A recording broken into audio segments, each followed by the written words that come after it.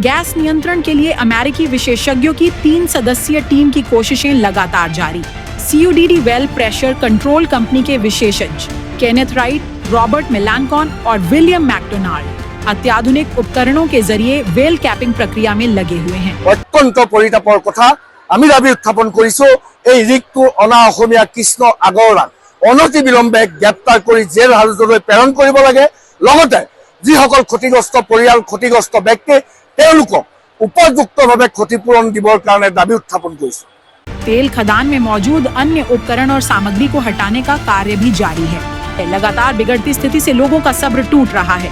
SK petro के मालिक श्री कृष्ण अग्रवाल की गिरफ्तारी की मांग करते हुए आज घटनास्थल के पास ग्रामीणों ने जोरदार विरोध प्रदर्शन किया। प्रभावित लोगों की समस्याएं सुनने के लिए जाने माने गायक मानस रॉबिन भी मौके पर पहुंचे।